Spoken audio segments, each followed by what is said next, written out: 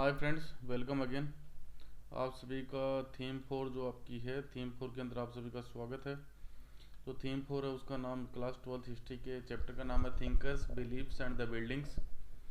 इस चैप्टर में हमें जो कल्चरल और जो हिस्टोरिकल बैकग्राउंड है वो 600 BC से लेकर 600 CE के बीच का डिस्कस करना है। 600 शताब्दी ईसा पूर्व से लेकर 600 शताब्दी ईस्वी तक के बीच में इंडिया में किस प्रकार का सांस्कृतिक और धार्मिक विकास हुआ है वो उस चैप्टर में हम डिस्कस करेंगे। इसमें नॉर्मली जो चैप्टर में शुरुआत जो की जाएगी वो आपके जो शुरुआती जो बेसिक आइडिया है वो आपका जो उस समय का जो बेस था, बेस में नॉर्मली जो वैदिक कल्चर है, वैदिक कल्चर के बाद हम देखते हैं कि इंडिया में दो नए धर्म आते हैं, जैनिज्म और बुद्धिज्म। तो महावीर स्वामी और गौतम बुद्धा के बारे में बात की जाएगी। उसके बाद किस प्रकार से इंडिया में जो ब्राह्मणिकल जो ट्रेडिशन है वो उसका रिवाइव कैसे होता है, और उसके बाद किस प्रकार से इंडिया में नए प्रकार के अलग अलग प्रकार के भक्ति ट्रेडिशन वाले डाइटीज आते हैं, और फिर इंडिया में टेम्पल आर्किटेक्चर कैसे काम करता है, और साथ ही जैनिज्म और बुद्धिज्म से जो आर्किटेक्चर फीचर्स हैं वो किस प्रकार से कनेक्टेड हैं और उनके मेन फीचर्स क्या हैं, ये हमारे चैप्टर का पूरा इसेंस रहेगा। तो हम शुरुआत करते हैं chapter number 4, thinkers, beliefs and buildings. इस चैप्टर में नॉर्मली जो सिंपल सा जो पहले भी हम डिस्कस की जो मेन जो डिस्कशन का आइडिया है वो डिस्कशन का आइडिया हमारा है द मेजर रिलीजियस बिलीव्स की जो बड़े बड़े उस समय जो रिलीजियस बिलीफ उस समय कनेक्टेड हो रहे थे उनके बारे में बात करना, क्या क्या डेवलपमेंट इंडिया में हो रहा था। स्पेशली बुद्धिज्म के ऊपर फोकस ज़्यादा रहेगा हमारा इस चैप्टर में। It also examines how the religious ideas were compiled as a text and reflected in architecture and sculpture. दूसरा है being as a student of history हमें यह भी देखना है कि किस प्रकार से जो उस समय के जो मेजर जो रिलीजियस आइडियाज़ हैं उसको रिकन्स्ट्रक्ट करने में हमारी हेल्प कहाँ से होती है। तो उसके लिए हम पहले सबसे पहले कुछ बुक्स की हेल्प लेंगे सोर्स के रूप में। बुक्स के बाद हमारे जो स्कल्पचर्स हैं, मूर्तियाँ हैं, उनकी हेल्प ली जाएगी। उसके अलावा जो डिफरेंट डिफरेंट मोनूमेंट्स जो इंडियन सब कॉन्टिनेंट में हमें अलग अलग जगह पे मिले हैं, इन सब की हेल्प से किस प्रकार से हमने उस समय की रिलीजियस और कल्चरल हिस्ट्री को तैयार किया है वो आप स्टूडेंट हिस्ट्री के स्टूडेंट की तरह समझ पाओगे।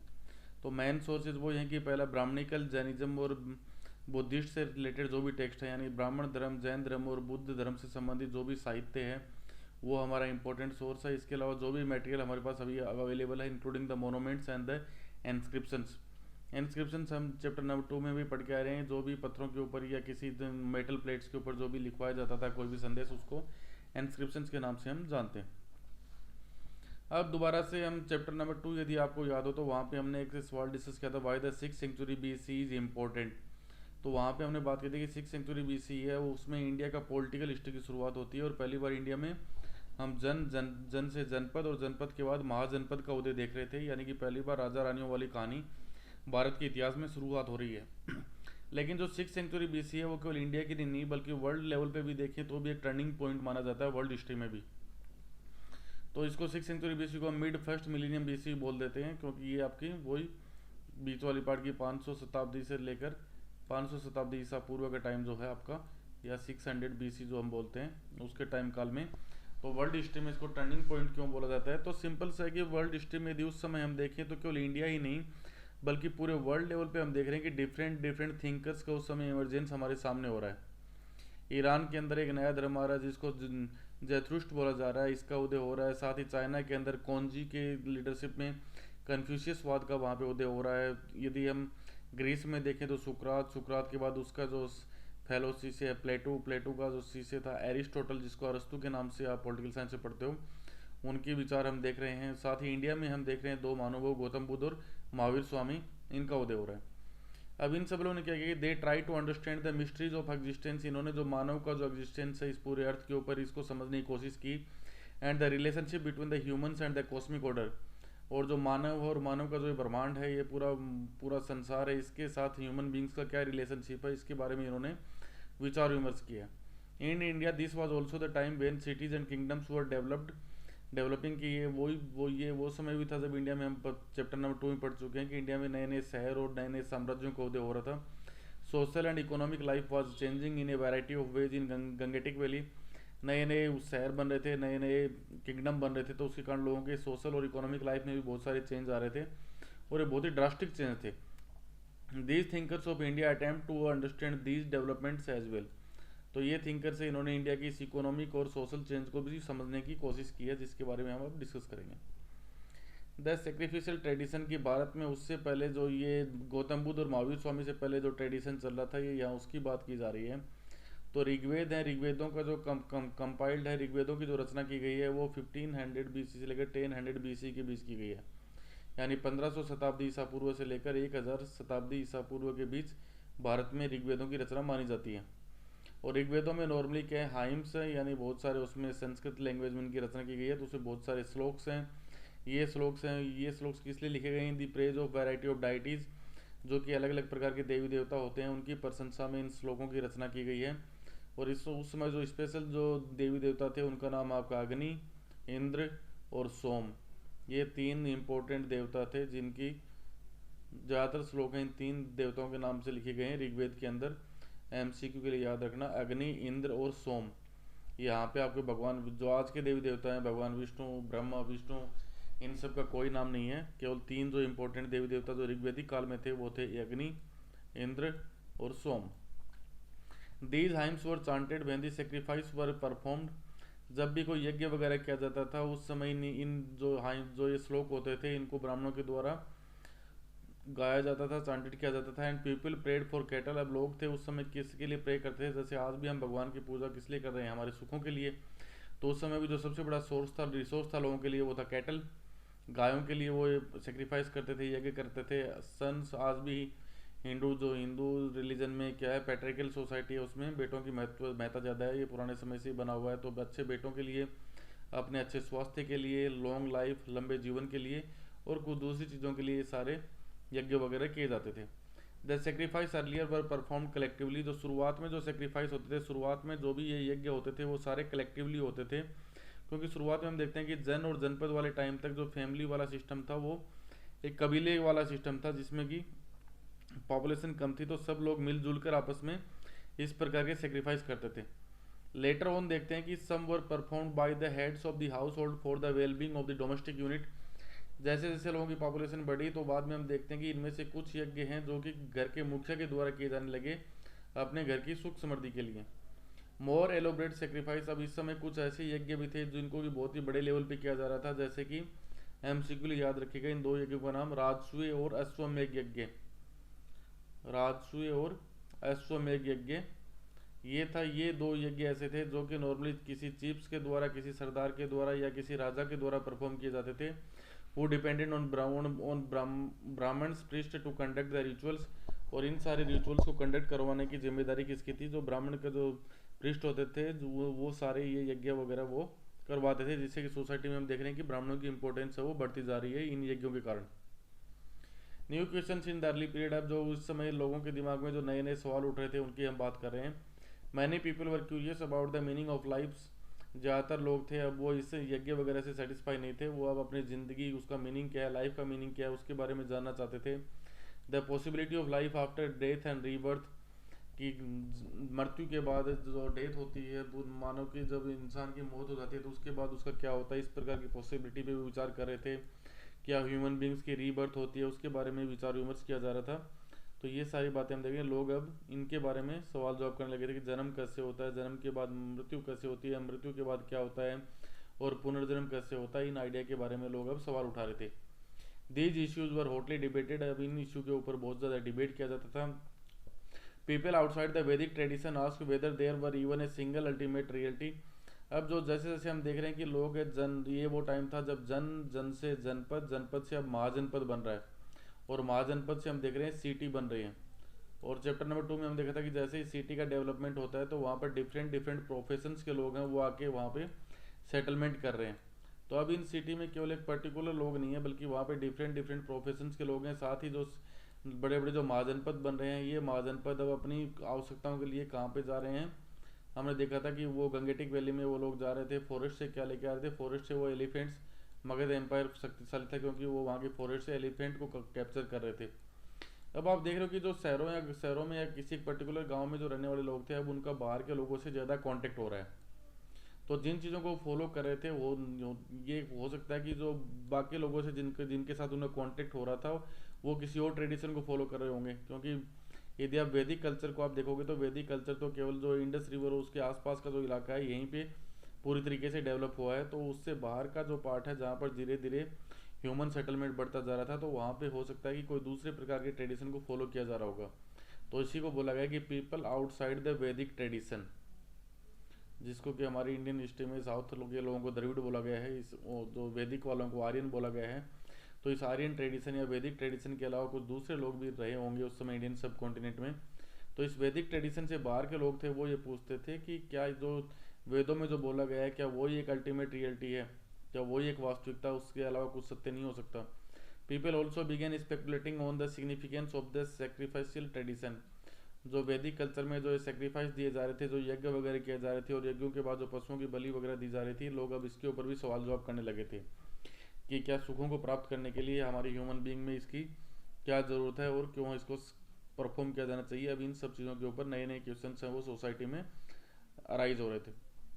Debates and discussion. अब कुटागारशाला क्या होता है? कुटागारशाला एमसीक्यू के लिए याद रखिएगा, कुटागारशाला किसको बोलते हैं। और दूसरा ये 64 की डेट याद रखिएगा, 64 वर्ड याद रखिएगा। There were as many as 64 sects or schools of thoughts.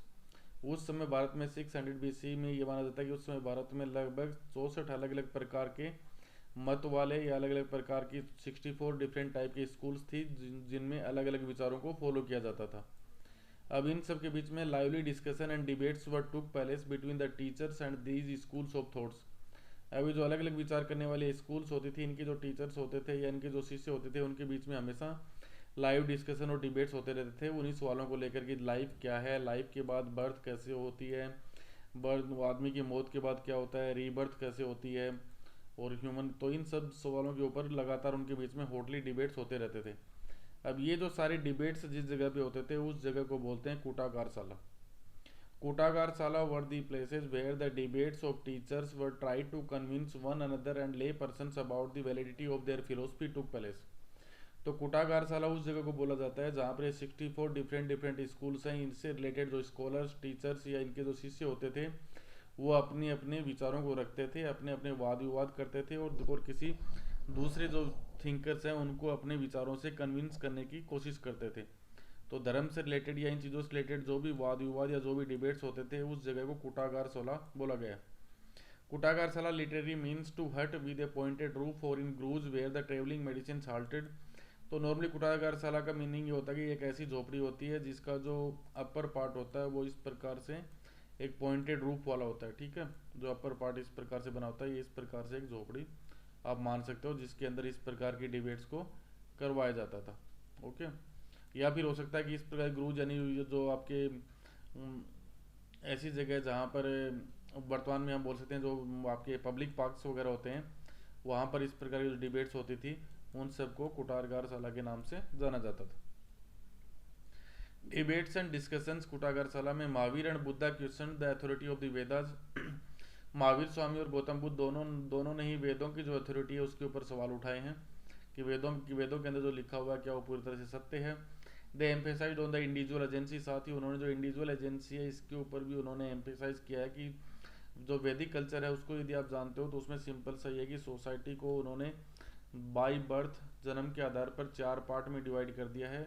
उसमें पहला उनका है ब्राह्मण, दूसरा क्षत्रिय, और तीसरा वैश्य, और फोर्थ वन शूद्रज। और चारों के उन्होंने ये भी बता दिए कि इसकी सर्विस, इसका काम है वेदों को पढ़ना, यज्ञ वगैरह करवाना, इनका काम शासन करना क्षत्रियों का, इनका काम ट्रेड और एग्रीकल्चर करना है, और शूद्रों का काम है बाकी इन तीनों को सर्विस प्रोवाइड करना है, ठीक है। ये ब्राह्मणिकल ट्रेडिशन में बोला गया, वैदिक ट्रेडिशन में। लेकिन जो गौतम बुद्ध और महावीर स्वामी के का बोलना था कि उनका ये बोलना था कि इंडिविजुअल अर्जेंसी पर उन्होंने जोर दिया। इसका मतलब उन्होंने ये बोला कि एक पर्टिकुलर इंडिविजुअल है, वो अपनी लाइफ के साथ जो करना चाहे, जो अचीव करना चाहे, वो उसके लिए पॉसिबिलिटी होती है। उसे इस प्रकार से बाय बर्थ इन चीज़ों में बाइंड अप नहीं किया जा सकता। They suggested men and women could strive to attain liberation and from trials and tribulations of worldly existence. उनका यह मानना था कि जो मैन वीमेन यानी मेल फीमेल जो भी एक इंडिविजुअल है, वो अपनी कोशिश कर अपनी संसार से मुक्ति पा सकता है, इस वर्ल्ड एग्जिस्टेंस से वो अपने आप को मुक्त कर सकता है। This differed from the Brahmanical position as they believed that the individual's existence was determined by his or her birth in specific caste or gender. तो गौतम बुद्ध और महावीर स्वामी के जो विचार हैं वो इस ब्राह्मणिकल ट्रेडिशन से एकदम से अपोजिट थे, जिसमें ये माना जाता था कि जो इंडिविजुअल का एग्जिस्टेंस है, किसी भी ह्यूमन बीइंग का एग्जिस्टेंस है, वो उसके पर्टिकुलर किस किस कास्ट और किस जेंडर में उसने जन्म लिया है उससे डिसाइड होता है। लेकिन गौतम बुद्ध और महावीर स्वामी का ये मानना था कि इंडिविजुअल है वो अपना जन्म या मृत्यु या अपनी सोशल जो एग्जिस्टेंस है उसको खुद डिसाइड कर सकता है, ये उसका किसी प्रकार के बर्थ के ऊपर डिपेंड नहीं करता है। जबकि ब्राह्मणिकल ट्रेडिशन था उसमें जन्म के ऊपर जोर दिया जाता था कि उसका जन्म किस एक पर्टिकुलर कास्ट या पर्टिकुलर सोसाइटी या पर्टिकुलर सेक्शन में हुआ है। अब हम महावीर स्वामी की बात करते हैं। महावीर स्वामी से पहले जैन ट्रेडिशन में माना जाता है कि महावीर स्वामी से पहले 23 तीर्थकर और हो चुके थे। Tirthankar are the teachers who guide men and women across the rivers of existence. जो ये एग्जिस्टेंस है ह्यूमन बींग्स का इस अर्थ के ऊपर, इससे मुक्ति दिलाने के लिए जो जो उनको लाइट दिखाई जाती थी उनको तीर्थकर बोला जाता था। जो उनको गाइड करते थे उनको तीर्थकर बोलते थे। तो जैन ट्रेडिशन में मानते हैं कि महावीर स्वामी से पहले इस प्रकार के ऐसे 23 टीचर्स या तीर्थकर हो चुके थे। तो इस प्रकार से महावीर स्वामी कौन से तीर्थकर हुए? महावीर स्वामी जैन धर्म के अकॉर्डिंग 24th और लास्ट तीर्थकर माने जाते हैं। ओके, जो प्रथम तीर्थकर है उनका नाम इसमें ऋषभ देव दिया गया है, सेकंड का पार्श्वनाथ, और महावीर स्वामी को 24th नंबर का तीर्थकर माना गया है। महावीर स्वामी का जन्म कुंडलग्राम में हुआ है, जो वर्तमान में प्रेजेंट डे में बिहार के अंदर है, वो वैशाली के पास। इनके फादर का नाम सिद्धार्थ था, जो कि महावीर स्वामी खुद भी एक क्षत्रिय क्लास से। महावीर स्वामी और गौतम बुद्ध दोनों ही क्षत्रिय वर्ग से हैं। इनकी माता का नाम त्रिशला है, जो कि लिच्छवी की राजकुमारी थी। इनकी वाइफ का नाम यशोदा है। 30 साल की उम्र में एज दी एज ऑफ 30 साल की उम्र होने पर उन्होंने अपने घर को त्याग दिया था। और 12 साल तक जब उन्होंने कठोर तपस्या की तो उसके बाद बोलते हैं उनको नॉलेज की प्राप्ति हुई। After 12 years he attend the knowledge. और एट द एज ऑफ 72 जो पावापुरी बिहार में एक जगह है वहाँ पे उनकी डेथ हो गई, वहाँ पे उनकी मृत्यु हुई। अब महावीर स्वामी की बेसिक आइडिया क्या है, महावीर स्वामी की मेन एजुकेशन क्या है उनकी जैन फिलोसफी में? The main teaching of Mahavir Swami are the entire world is animated, even stones rocks and water have life. Mahavir Swami का ये माना है कि जो पूरा संसार है ये शाश्वत है, पूरे संसार में जीवन है, चाहे वो पत्थर हो, रॉक्स हो या वाटर हो, सबके अंदर लाइफ है। No injury to living beings, उन्होंने अहिंसा के ऊपर बहुत जोर दिया, specially to humans, animals, plants and insects. उनका ये मानना है कि हर चीज़ के अंदर जो कोई भी सब्सटेंस है जो इस अर्थ के ऊपर अवेलेबल है उन सभी में लाइफ है, और उनके साथ हमें किसी भी प्रकार का उसे नुकसान नहीं पहुंचाना चाहिए। स्पेशली चाहे ह्यूमन बींग हो, एनिमल्स हो, प्लांट्स हो या इंसेक्ट्स हो, इन सभी से हमें बचना चाहिए। इसलिए उसमें नॉन वायलेंस के ऊपर इस रिलीजन में बहुत ज़्यादा स्ट्रेस दिया गया है। This cycle of birth and rebirth is shaped through Karma.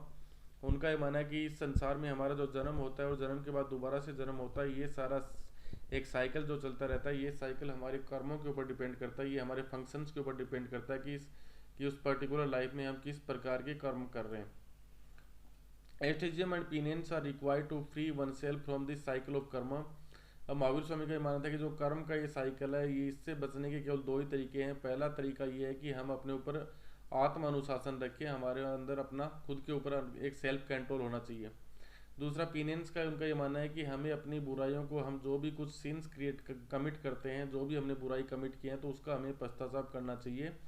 इन्हीं दो चीज़ों को फॉलो करके हम इस बंधन से मुक्त हो सकते हैं।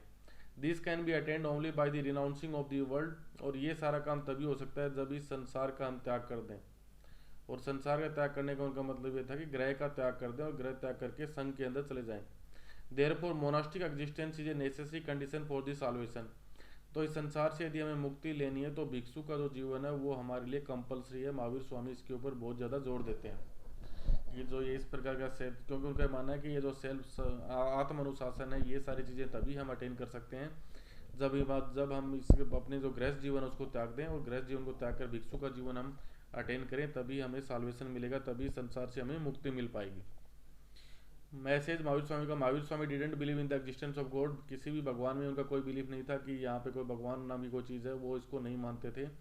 ही didn't believe that God created and control the whole universe. साथ ही वो ये भी नहीं मानते थे कि सारी यूनिवर्स को, सारे ब्रह्मांड को किसी भगवान ने बनाया है या कोई भगवान इसे कंट्रोल कर रहा है। It was all waste of time to recite the mantras और परफॉर्म द सेक्रीफाइस। साथ ही वो ये भी मानते थे कि वैदिक कल्चर में जो जिस प्रकार से मंत्रों को गाया जाता है, जो अलग अलग प्रकार के सेक्रीफाइस किए जाते हैं, ये केवल समय की बर्बादी है, इससे ह्यूमन बींग्स को कुछ भी अचीव नहीं होने वाला है।